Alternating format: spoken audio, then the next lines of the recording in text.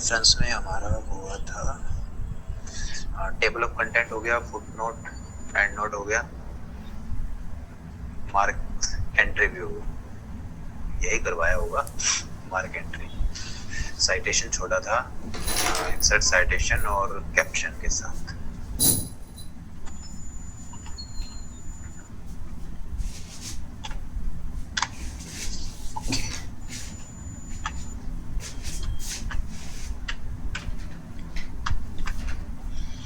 सो citation क्या होता है? इंसर्ट साइटेशन एक्चुअल में क्या है, काफी इंपॉर्टेंट फंक्शन है अपना। अगर मान लो आप कोई अपने बिहाफ पे कोई ऐसा डॉक्यूमेंट डिजाइन कर रहे हो जो आपको नेक्स्ट कभी आगे चल के पब्लिश करना है या कॉमर्शियली यूज करना है, और उस डॉक्यूमेंट के अंदर अगर आपने कोई भी ऐसा कंटेंट जो किसी और जगह से लिया है या किसी और बुक से कह लो, ठीक है, तो आपके लिए फिर वो जरूरी हो जाता है कि आपको उस डॉक्यूमेंट की सारी डिटेल अपने उस कंटेंट के साथ डिस्प्ले करनी पड़ेगी, बतानी पड़ेगी कि हमने ये जो मैटर है ये यहाँ से लिया है, एक्चुअल में ये हमारा नहीं है। ठीक है, जो भी उसका सोर्स है उस सोर्स की हमें सारी डिटेल देनी पड़ती है। अगर नहीं देते तो हमारे ऊपर क्या होता है, फिर कॉपीराइट एक्ट लग जाता है। ठीक है, ये ऑल यूनिवर्स में एक कॉमन एक्ट है। ठीक है, आप किसी का भी कोई भी पब्लिश्ड मटेरियल अपने बिहाफ पे विदाउट एनी रिटन परमिशन के कॉमर्शियली यूज नहीं कर सकते। ठीक है, आपने अमूमन बुक्स के अंदर भी देखा होगा, सर्कल के अंदर आर या कॉपीराइट लिखा रहता है, तो उसका मतलब क्या होता है कि जो उसका ओरिजिनल राइटर है, पब्लिशर है, सारे राइट उसके पास है।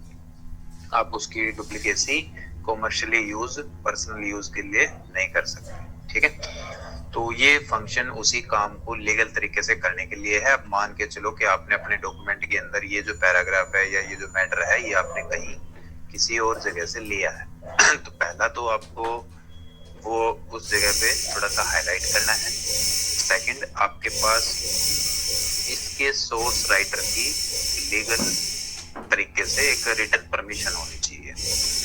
और थर्ड, आपको फिर इसी डॉक्यूमेंट के अंदर इस कंटेंट की सोर्स डिटेल भी देनी पड़ेगी। ठीक है, 3 स्टेप में आपका काम आपको करना है।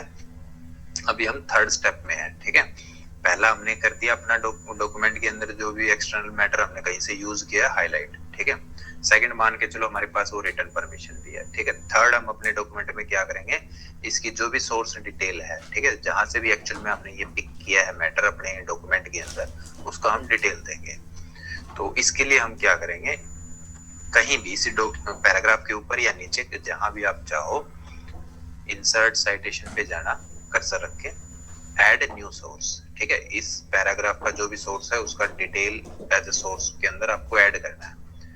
टाइप ऑफ सोर्स आपको चूज करना है भाई हमने जहां से भी ये मैटर लिया है वो किस टाइप का सोर्स है, कोई बुक है, कोई नोवेल है, कोई आर्टिकल है, कोई रिपोर्ट है, वेबसाइट है, जहां से भी लिया, काफी सारे सोर्स हैं इसमें। ठीक है, रेलिवेंट जो भी है वो अपना सेलेक्ट करो। जैसे सिलेक्ट करोगे तो उसी के रिगार्डिंग आपके नीचे कुछ ब्लैंक फील्ड्स आएंगे, आप रिगार्डिंग इंफॉर्मेशन वहां डाल दो। अभी हमने एग्जाम्पलरी बुक लिया है तो बुक का वो ऑथर पूछेगा,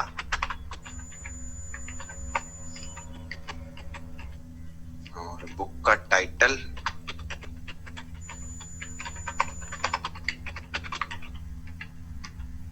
ईयर, सिटी एंड पब्लिशर।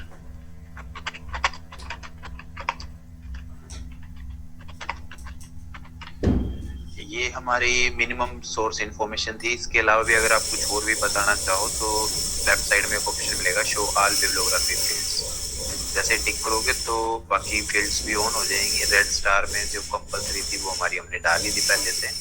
अगर आपकी तरफ से कुछ और भी एक्स्ट्रा इन्फॉर्मेशन है तो इन फील्ड्स के अकॉर्डिंग वहां आप बता सकते हो। ठीक है, काफी सारे फील्ड्स हैं, आप टोटली सारी इन्फॉर्मेशन दे सकते हो आराम से। एंड ओके कर देना। जैसे ही ओके करोगे तो जहां आपने कर्सर छोड़ा होगा लास्ट टाइम वहां एक शॉर्ट टैग आएगा। अब अगर डॉक्यूमेंट प्रिंट होगा तो वो सारी इन्फॉर्मेशन यहाँ तभी प्रिंट में आएंगे जब वो डिस्प्ले होंगी। तो वो जो भी हमने सोर्स के अंदर इन्फॉर्मेशन डाली है वो यहाँ पर हमें डिस्प्ले भी करवानी है। इस खाली टैग से हमारा काम नहीं बनेगा। तो आपको क्या करना है, यहाँ मिलेगा एक ऑप्शन आपको बिब्लियोग्राफी का, और लास्ट में आ जाना इंसर्ट बिब्लियोग्राफी। ठीक है, जो भी हमने सोर्स बनाते वक्त इंफॉर्मेशन डाली होगी अलग अलग फील्ड्स के अंदर, वो आपकी सारी यहाँ पर डिस्प्ले हो जाएगी। तो मेन स्टेप तो आपका ये था कि आपको सबसे पहले अपना कंटेंट जो भी एक्सटर्नली आपने यूज किया है उसको हाईलाइट करो, किसी ऊपर या नीचे कहीं खाली कर्सर रखें, उसका सोर्स इंफॉर्मेशन ऐड करो, और जो सोर्स में आपने इंफॉर्मेशन ऐड की है उसको डिस्प्ले करवाने के लिए बिब्लियोग्राफी में आके इंसर्ट बिब्लियोग्राफी डाल दो। ओके, नेक्स्ट स्टेप क्या आता है कि जरूरी नहीं है कि हम एक ही सोर्स से एक ही जगह अपनी बुक के अंदर कोई कंटेंट यूज कर रहे हैं, हो सकता है उसी सेम सोर्स से हमने कहीं और भी यूज किया हो मैटर। ठीक है, सोर्स एक ही है लेकिन अलग अलग जगह हमने अलग अलग इंफॉर्मेशन यूज की है, तो प्रोसेस वही रहेगा। आपका जो भी आपने मैटर यूज किया है उसको थोड़ा सा अलग से हाईलाइट कराओ और उस सोर्स की इंफॉर्मेशन वहां पर डिस्प्ले करनी है। अब सोर्स हम ऑलरेडी ऐड कर चुके हैं, ठीक है, आपका काम क्या है, सिर्फ उस सोर्स की यहाँ पर इंफॉर्मेशन शो करवाना, क्योंकि सेम सोर्स है। ठीक है, तो बार बार वो बनाना हमारे लिए जरूरी है नहीं। ठीक है, दो चीजें। तीसरा, जब आप एक ही सोर्स से अलग अलग जगह कोई इंफॉर्मेशन ऐड कर रहे हो तो आप साथ में एक काम और भी करो, इस पूरे मैटर को सिलेक्ट करके, ठीक है, यहाँ आपको एक ऑप्शन मिलेगा लास्ट में मार्क साइटेशन, इसको भी अप्लाई कर दो। सिर्फ मार्क कर देना, क्लोज, सेकंड जगह हमने जहां भी वो डाला है सिलेक्ट करो एंड मार्क। अब इसका मतलब क्या हुआ, अभी हमने एक ही सोर्स से अलग अलग दो जगह इंफॉर्मेशन यूज की है। कल को अगर मान लो हमें कोई अपडेट करना पड़ जाए तो हमें मालूम होना चाहिए कि इस पर्टिकुलर सोर्स को हमने इस पेज पे यूज किया है। ठीक है, अब एक ही सोर्स से हमने मान लो कई जगह पेज में यूज किया है तो पेज नंबर हमें याद तो रहेंगे नहीं। ठीक है, तो उसका एक इंडेक्स आपके पास आपको चाहिए, तो उसके लिए है ये लास्ट फंक्शन मार्क साइटेशन। जब भी आप कोई सोर्स ऐड करते हो तो उसको सिलेक्ट करके मार्क साइटेशन जरूर कर दो। अब मान लो हम देखना चाहते हैं कि हमने कौन कौन से सोर्स यूज किए हैं अपने डॉक्यूमेंट के अंदर, तो इंडेक्सिंग पे जाओ और ओके कर लेना, ऑटोमेटिकली आपको बता देगा भी ये एक सोर्स है जो पेज 1 पे और पेज 2 पे आपने यूज किया है। अगर कोई और सोर्स है तो वो तो अलग से ऐड करना ही पड़ेगा हमें। ठीक है, नया सोर्स, सेम प्रोसेस वही रहेगा, लेकिन बात मार्क साइटेशन की यूज की है कि अगर आपने एक ही सोर्स से अलग अलग जगह इंफॉर्मेशन इंसर्ट की है तो फिर आप क्या करो, उसको उसी टाइम पे सिलेक्ट करके मार्क साइटेशन जरूर कर दो, ताकि फिर आपके पास एक इंडेक्सिंग आ जाए कि आपने कौन कौन से पेजेस पे वो साइटेशन पर्टिकुलर यूज की है, ताकि कभी कल को अगर हमें अपडेट करना पड़ जाए तो हमारे पास उसका पेज नंबर मिल जाए। अब ये हाइपरलिंक में नहीं है, आप कंट्रोल के साथ इस पे क्लिक करोगे तो कुछ नहीं होगा, बट जस्ट एक आपके पास इंडेक्सिंग है कि हाँ ये सोर्स हमारा पेज 1 पे है, पेज 2 पे है। ठीक है, हम डायरेक्टली उस पेज पे जाके वो जो हमने कंटेंट डाला है या जो इंडेक्सिंग हमने बनाई है उसका डाटा हम अपडेट कर सके, चेंज अगर कुछ करना पड़ जाए। वो इसलिए भी जरूरी है क्योंकि अगर मान लो मेन राइटर ने अपनी बुक में अगर वो कंटेंट चेंज कर दिया तो लीगली आपको भी फिर वो अपडेट करना पड़ेगा। ये नहीं कि उसने कुछ चेंज कर दिया और आप अपने ही उस डॉक्यूमेंट में as it is print publish कर रहे हो, यूज कर रहे हो, तो भी आपके लिए फिर वो प्रॉब्लम हो सकती है। बाद में अगर आपको कोई और भी डालना हो तो सेम प्रोसेस रहेगा, आपके पास कोई अलग सोर्स है, सिलेक्ट किया, उसको हाईलाइट करो। वैसे कंपलसरी नहीं है हाईलाइट करना, वो हम अपनी पहचान के लिए डाल रहे हैं बस हाईलाइट भी। और थर्ड, उसमें आपका जो भी नया सोर्स है उसको सेम वे में अपना ऐड करवा के बिब्लियोग्राफी को इंसर्ट करवा दो और सेलेक्ट करके लास्ट में मार्क साइटेशन कर दो। ठीक है, ये आपके 3 स्टेप हैं मार्क साइटेशन यूज करने के। अच्छा, जब हम कोई साइटेशन ऐड कर लेते हैं तो अपडेट कैसे करवाएंगे? मान लो अभी ये 2025 में हमने यूज किया है, हो सकता है नेक्स्ट ईयर हमें ये अपडेट करना पड़ जाए, तो अपडेट के लिए क्या करना है, मैनेज सोर्स है आपके पास। ठीक है, मैनेज सोर्स पे गए, जो भी आपका सोर्स है उसको सिलेक्ट करो। पहले से अगर कोई आपने और भी ऐड कर रखे वो सारे मिलेंगे। ठीक है, आपको हटाना है हटा सकते हो। अभी ये हमारा रिसेंट वाला है तो सिलेक्ट एंड एडिट। अभी इसमें हमने कर दिया 25 की जगह 26 एंड ओके। अपडेट के लिए यस कहेगा, क्लोज। ठीक है, टैग अपडेट हो गया। इंफॉर्मेशन के अंदर फिर से क्या करो, right click and update field, वो वहां भी अपडेट हो जाएगी। ठीक है, जिस जिस जगह आपने वो डाला होगा वहां वहां वो एक बार आपको अपडेट करवाना पड़ेगा, क्योंकि सेम सोर्स है। कर लोगे। रही बात स्टाइल की, तो स्टाइल में क्या है, जो आपकी बिब्लियोग्राफी इंफॉर्मेशन है, ठीक है। अब ये बिब्लियोग्राफी वर्ड कहाँ से आया है? बायोग्राफी से, ठीक है। ऑटोबायोग्राफी आपने काफी सुना होगा, किसी चीज के बारे में बताना या अपने बारे में जैसे बताना। तो अब इसका स्टाइल अगर आप चेंज करना चाहते हो, स्टाइल का मतलब यहाँ क्या होगा कि कोई इन्फॉर्मेशन आपकी किसी अलग वे में शो होगी, किसी अलग वे में शो है, सिर्फ इन्फॉर्मेशन को हाईलाइट करने के लिए अलग से थोड़ा। ओके, नेक्स्ट हमारा आता है कैप्शन। ये भी काफी इंपॉर्टेंट फंक्शन है, काफी बार आपने नोट देखा भी होगा बुक्स के अंदर, टेक्निकल बुक्स के अंदर ज्यादातर। कभी कभी जैसे हमारे कुछ ऐसे डॉक्यूमेंट्स होते हैं जिनमें कभी कोई पिक्चर है, कोई टेबल है, कोई इक्वेशंस हैं, तो उनके ऊपर या नीचे साइड में कहीं उनका सीक्वेंस नंबर लिखा रहता है। जैसे टेबल्स हैं तो टेबल 1.1 या फिगर 1, फिगर 2, ऐसे वो सीक्वेंस लिखा रहता है। जब कोई लेंथी डॉक्यूमेंट डिजाइन होता है लाइक बुक टाइप का, तो उसमें पहले स्पेस छोड़ा जाता है कि यहाँ पर मान के चलो कि हमें एक टेबल की रिक्वायरमेंट है या कोई पिक्चर की रिक्वायरमेंट है, ताकि यूजर थोड़ा सा और उस चीज को समझ सके, इजी हो जाए उसके लिए चीजें समझना। तो अगर हम वहां पर कोई पिक्चर या कोई मतलब टेबल रेलिवेंट कोई डाटा है तो उसके लिए हम जगह छोड़ रहे, क्योंकि वो चीज बाद में डिजाइन होनी है। तो आपको फिर बाद में कैसे पता रहेगा कि भी ये जो जगह हमने छोड़ रखी है ये उस पर्टिकुलर पिक्चर के लिए है या टेबल के लिए है? तो हमारे उस काम के लिए क्या करना है, एक कैप्शन वहां पर ऐड कर दो, ठीक है। नाम डाल दो कि भी ये जगह एक टेबल के लिए है या एक पिक्चर के लिए है। कैप्शन पे गए, आप लेबल कह लो, कैप्शन कह लो, नाम कह लो, ठीक है। जो भी चीज आप यहाँ इंसर्ट करवाना चाहते हो लिस्ट में से उसका नाम सिलेक्ट कर सकते हो। अगर आपके अकॉर्डिंग वो यहाँ नहीं है तो आप न्यू लेबल में जाके ऐड भी करवा सकते हो अपनी तरफ से। मान लो मुझे यहाँ पिक्चर का है, पिक्चर का नहीं है, हमें पिक्चर डालनी है, तो न्यू लेबल में गई, पिक्चर ऐड कर लो। नंबर नहीं डालना, सिर्फ नेम डालना, नंबर वो अपने आप देगा। And okay. तो अभी एक जगह हमने फिक्स कर दिया कि भाई यहाँ पिक्चर 1 आनी है, लेबल छोड़ दिया। नेक्स्ट मान लो हमें कहीं यहाँ पर पिक्चर 2 रिक्वायर्ड है, तो हमने क्या किया, सीधा अपना चेक किया कि भी पिक्चर ही सिलेक्टेड है, नंबर ऑटोमेटिकली आएंगे। And okay. अब मान लो यहाँ पर हमें कोई टेबल की रिक्वायरमेंट है, तो हम क्या करेंगे, यहाँ से अपना टेबल चूज कर लेंगे। ओके, ठीक है। जहां जो चीज आपको रिक्वायर्ड है उसी के अकॉर्डिंग वहां पर एक लेबल आपको या कैप्शन आपको ऐड करवाना है, ठीक है। कई बार होता है कि भी हम जल्दबाजी में लेबल सीक्वेंस मिसमैच कर जाएं। मान लो यहाँ टेबल 2 नहीं, यहाँ टेबल 3 आना था, टेबल 2 इससे ऊपर आना था, ठीक है। तो आपको जस्ट अपना कर्सर डिफाइन करना है कि कहां पर मुझे क्या चीज चाहिए।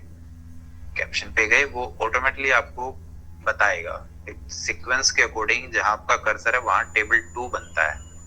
जैसे ही ओके करेंगे तो ऑटोमेटिकली यहाँ टेबल 2 और ये टेबल 3 में कन्वर्ट हो जाएगा, ठीक है। वो भी आपको थोड़ा प्रॉब्लम नहीं होगा कि हमें कहाँ क्या डालना था। जस्ट आपको चूज करना है कि हमें किस चीज की रिक्वायरमेंट है, ठीक है। वो सीक्वेंस अपने आप करेक्ट करेगा। जब बाद में आपका फाइनल हो जाए कि हाँ यहाँ पिक्चर 1 है, जो भी आपने पिक्चर 1 डिजाइन की होगी कलेक्शन में, इंसर्ट में गए, वहां से जो भी आपकी पिक्चर है उसको अपना पिक कर लेना।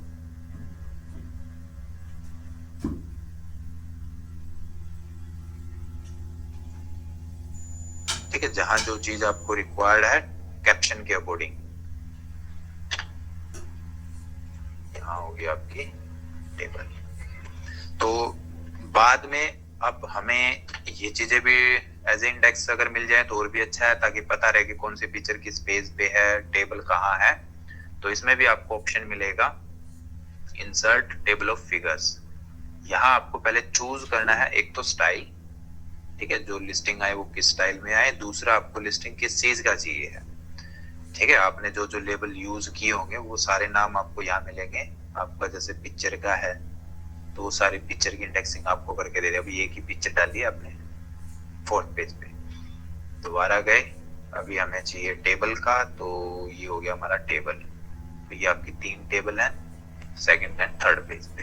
हाँ, ये हाइपर लिंक में है। आप किसी भी इंडेक्स पे क्लिक करोगे कंट्रोल के साथ, तो वो आपको वहीं पर जंप कर जाएगा ऑटोमेटिकली।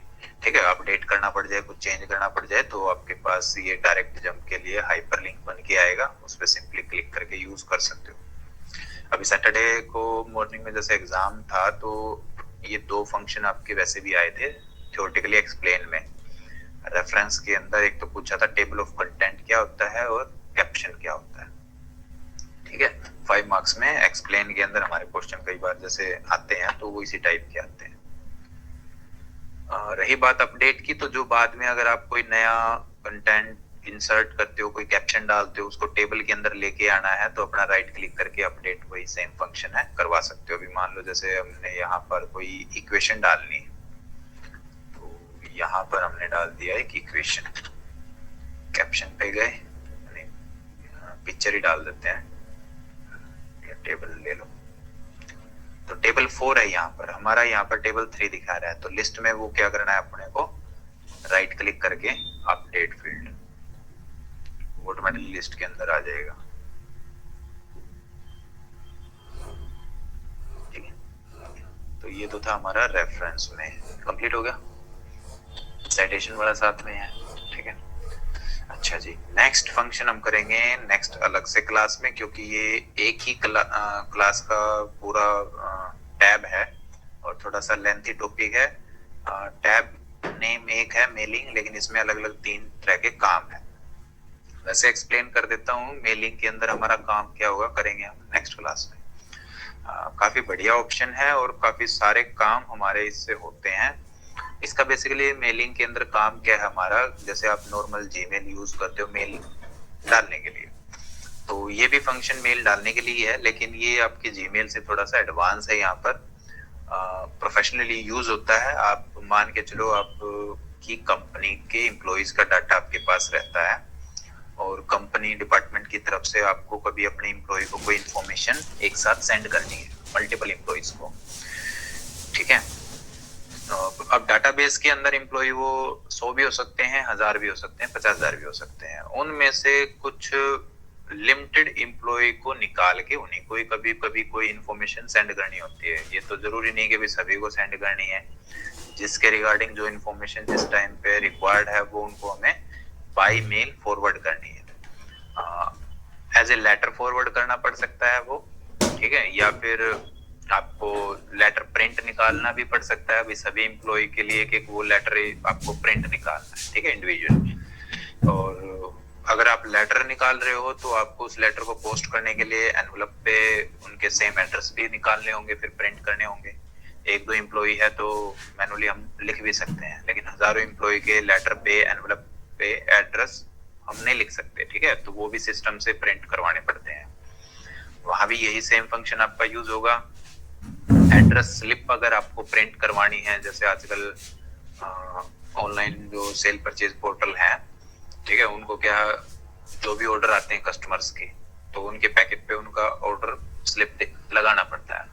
तो एक साथ मल्टीपल एड्रेस की आपको स्लिप अगर बनानी है, प्रिंट करनी है, तो भी ये फंक्शन आप यूज कर सकते हो। आई कार्ड जैसे हम बोल सकते हैं, आपको स्टूडेंट या एम्प्लॉय के आईडी कार्ड जनरेट करने हैं, वो भी आप बना सकते हो। छोटे बच्चों के आपने स्टिकर्स देखे होंगे बुक्स के ऊपर, ठीक है ना, वो भी हम सेम फंक्शन से ही बनाते हैं। तो काफी बढ़िया इंटरेस्टिंग सा फंक्शन है और प्रोफेशनली यूज होने वाला है। और आपके नॉर्मल जीमेल से ये थोड़ा सा एडवांस है, क्योंकि ये आपके पूरे डाटाबेस को यूज करके ही हम काम करते हैं। तो काफी इंपॉर्टेंट है स्टूडेंट्स के लिए भी और प्रोफेशनल्स के लिए भी। प्रैक्टिकली इसका करेंगे हम नेक्स्ट क्लास में। ठीक है, और कोई डाउट, कोई क्वेश्चन हो तो पूछ सकते हो।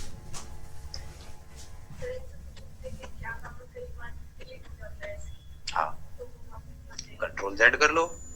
अब जैसे मान लो आपका ये डिलीट हो गया, पूरी फाइल के लिए सोल्यूशन क्या है, जब आप कोई डॉक्यूमेंट बनाते हो तो उसमें एक चीज जरूर करो, सेव। ठीक है, और सेव करने के बाद आप एक बार फाइल में आओ, ऑप्शन सेव, और यहाँ आपका जो टाइम लिखा हुआ है 10 मिनट्स का, इसको कर दो minimum 1 minute and okay. File अगर आपने सेव कर दी है, उसके बाद आपने दोबारा कभी उसको सेव नहीं किया, ठीक है, तो होगा क्या कि ये सिस्टम आपका ऑटोमेटिकली हर लास्ट 1 मिनट तक का डाटा सेव रखेगा। ठीक है, मान लो आपने फाइल स्टार्ट की, उस टाइम पे सेव कर दिया, टाइमिंग उसमें 1 कर दिया, फाइल सेव होगी, आपने कंटिन्यूअसली उसके अंदर 2 घंटे तक काम किया, तो लास्ट 2 आवर्स मतलब लेस देन 1 मिनट तक का डाटा उसमें ऑटोमेटिकली सेव रहेगा। आपने मान लो सिस्टम प्रॉब्लम हो गया, लाइट ट्रिप हो गया, फाइल क्लोज हो गई, कोई भी मिसहैपनिंग हो सकती है, आपके पास उस डॉक्यूमेंट की रिकवरी मिलेगी। फाइल तो सेव आपने की ही थी, ठीक है, आप उस लोकेशन पे जाके उस फाइल को अपना जैसे ही डबल क्लिक करके ओपन करोगे तो वो यहाँ लेफ्ट साइड में आपको रिकवरी दिखाएगा। ठीक है, उस पे जस्ट अपना क्लिक कर देना, वो ऑटोमेटिकली आपका 2 आवर्स लेस देन 1 मिनट का जो काम है वो ऑटोमेटिकली आपकी फाइल में आ जाएगा, ऑटोमेटिकली फाइल सेव होती है।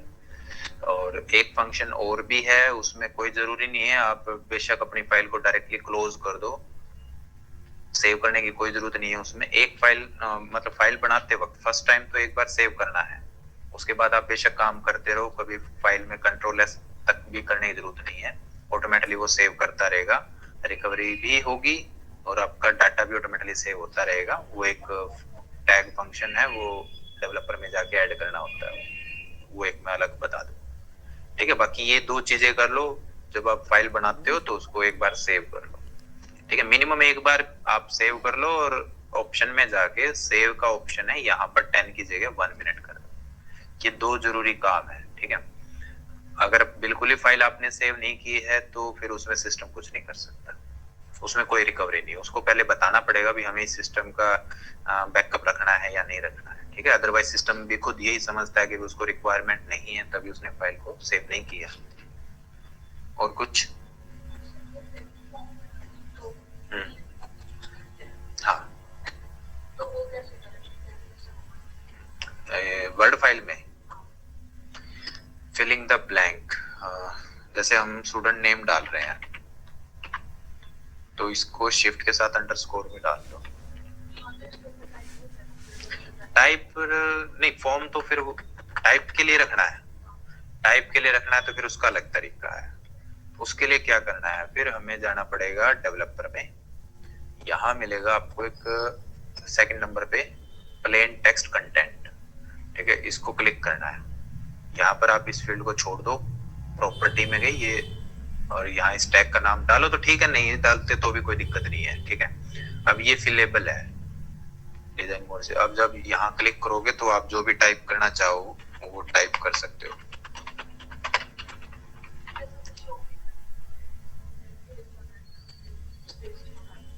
हाँ, तो ये वही करेगा, हाँ करेगा, इसके लास्ट में अंडरलाइन डाल दो, क्योंकि 2-3 कंसेप्ट से चीजें हैं। ठीक है, एक आप फिलेबल क्वेश्चन पेपर की तरह या फॉर्म की तरह उस चीज को डिजाइन करना चाहते हो तो वो अलग है। ठीक है, टेबल में डाल के भी हम उसको बना सकते हैं, आप टेबल इंसर्ट करके उसमें भी ये काम कर सकते हो। मान लो 2 कॉलम का सेट कर लिया हमने, टेबल का साइज यहाँ कम कर लो।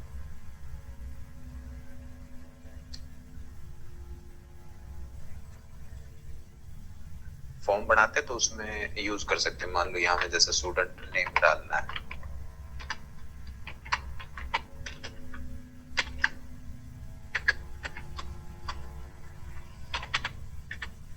अब इसमें हमें क्या करना है, सिर्फ बॉर्डर लाइन अंडर में रखनी है, नीचे नीचे। ठीक है, तो आप क्या करो, इस टेबल का टेबल डिजाइन में जाके जो बॉर्डर है पहले तो उसको हटा दो, नो बॉर्डर कर दो, दोबारा जाओ और इसको कर दो बॉटम बॉर्डर। ठीक है, अब आप जैसे इस सेल से नेक्स्ट टैब दबाओगे तो ये टाइपेबल है, और टेक्स्ट में अंडरलाइन रखना चाहो तो टेक्स्ट में रख लो, यहाँ अंडरलाइन डाल देना कंट्रोल यू से, वो भी दिखाई देता रहेगा। ठीक है, क्लिक करोगे टाइप भी होता रहेगा, दोनों चीजें।